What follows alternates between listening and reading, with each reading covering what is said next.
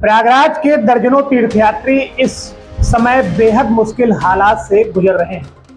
Iran और Israel के बीच बढ़ते तनाव के कारण ईरान में फंसे इन यात्रियों को न सिर्फ अनिश्चितता का सामना करना पड़ रहा है, बल्कि दवा, राशन और पैसों की भी कमी का सामना करना पड़ रहा है। इन यात्रियों में बुजुर्ग महिलाएं, बच्चे और बीमार लोग शामिल हैं, जिनके परिजन भारत में बैठकर उनकी सलामती की दुआ कर रहे हैं।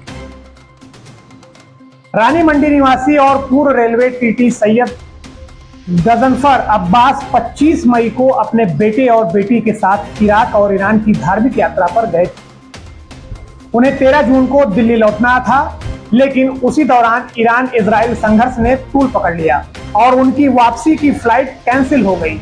कई दिनों तक परिवार वालों को कोई जानकारी नहीं मिली, उनका मोबाइल भी बंद था और कोई संपर्क नहीं हो पा रहा था। उनके भाई और पेशे से वकील सैयद जफर अब्बास ने बताया कि 15 जून को किसी तरह परिवार से संपर्क हो सका और उनकी सुरक्षा की पुष्टि हुई।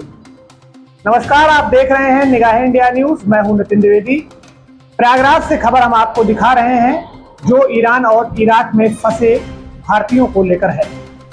दरियाबाद प्रयागराज से ताल्लुक रखने वाला एक और बड़ा परिवार इस वक्त ईरान के कोम शहर में फंसा हुआ है। पहले ये लोग तेहरान में थे, लेकिन हालात बिगड़ने पर उन्हें वहां से हटाकर कोम पहुंचा दिया गया। वहां ये लोग एक बेसमेंट में शरण लिए हुए हैं। सॉफ्टवेयर इंजीनियर समीर नकवी, जिनकी मां, दादी और अन्य रिश्तेदार उसी ग्रुप में शामिल हैं, उन्होंने बताया कि उनमें से ज्यादातर लोग बुजुर्ग हैं और उनके पास जरूरी दवाइयां व खाने पीने की वस्तुएं भारी कमी हो गई है। उन्होंने यह भी बताया कि स्थानीय लोगों के संवाद करना मुश्किल हो रहा है, क्योंकि वहां ज्यादातर लोग हिंदी समझते हैं, ना अंग्रेजी। तनाव के हालात के कारण इन तीर्थयात्रियों तक पैसा पहुंचाना भी एक बड़ी चुनौती बन गया है। समीर ने बताया कि हमने कई बार कोशिश की, लेकिन मौजूदा संकट में फाइनेंशियल ट्रांसफर करना लगभग नामुमकिन हो गया है। हमारे परिजन किसी तरह वहां जिंदा हैं और हम भारत सरकार से अपील करते हैं कि जल्द से जल्द उन्हें भारत वापस लाया जाए। वैसे आपको बता दें कि प्राप्त जानकारी के अनुसार प्रयागराज और आसपास के जिलों के कुल 150 से लोग इस समय ईरान में फंसे हुए हैं। उनमें से कुछ छात्र हैं जो पढ़ाई के लिए गए थे, कुछ लोग धार्मिक यात्रा पर थे, कुछ पेशेवर काम के सिलसिले में ईरान पहुंचे थे। इन सभी लोगों के परिजनों की हालात बेहद चिंताजनक है। ये लगातार राज्य सरकार और केंद्र सरकार से संपर्क कर रहे हैं, ताकि जल्द से जल्द उनके परिजन सकुशल वापस घर लौट सकें। वहीं भारतीय दूतावास तेहरान में लगातार स्थानीय अधिकारियों के संपर्क में है और भारत सरकार के उच्च स्तरीय अधिकारी हालात पर बारीकी से आकलन कर रहे हैं। विदेश मंत्रालय ने स्थिति पर नजर रखी हुई है और दूतावास ने आश्वासन दिया है कि भारतीय नागरिकों की तुलना उनकी पहली प्राथमिकता है। ऑपरेशन सिंधु के तहत ईरान से भारतीयों के रेस्क्यू जारी है और शुक्रवार 20 जून की रात 2 फ्लाइट भारतीय नागरिकों को लेकर दिल्ली पहुंची। समाचार एजेंसी ANI की रिपोर्ट के मुताबिक एक फ्लाइट रात 11:30 बजे और दूसरी फ्लाइट रात 3 बजे दिल्ली लैंड करेगी। इनमें से पहली फ्लाइट ईरान के मशहद और दूसरे आसगाबाद से आएगी। वहीं गौरतलब है कि भारत सरकार पूर्व में अफगानिस्तान, यूक्रेन और सूडान जैसे युद्धग्रस्त देशों से भी भारतीयों को सफलतापूर्वक रेस्क्यू कर चुकी है। अब लोगों को उम्मीद है कि ऑपरेशन गंगा और ऑपरेशन कावेरी की तरह एक नया मिशन शुरू कर भारत सरकार इन तीर्थयात्रियों को भी जल्द सुरक्षित वापस लाएगी।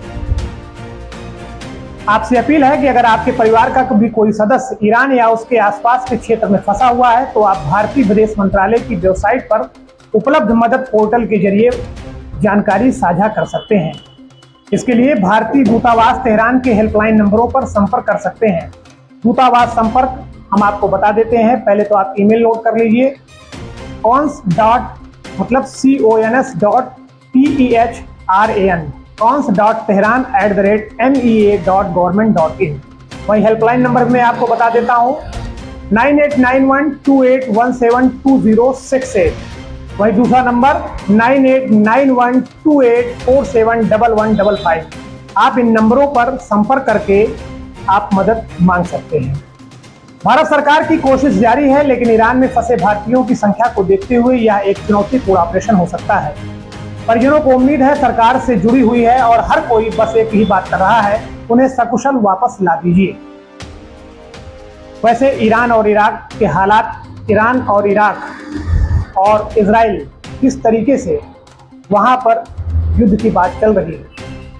हालात बहुत ही गंभीर हैं। फिलहाल सब लोग यही उम्मीद करते हैं कि जो भी भारतीय या जो भी हमारे देशवासी हैं वो सकुशल घर को वापसी कर सकें। दोस्तों, अगर आपको ये वीडियो पसंद आया हो तो आप इसे लाइक, शेयर और सब्सक्राइब करना ना भूलें। ऐसे ही लेटेस्ट अपडेट के लिए आप हमारे साथ जुड़े रहिए। मिलते हैं अगले वीडियो में, तब तक के लिए जय हिंद।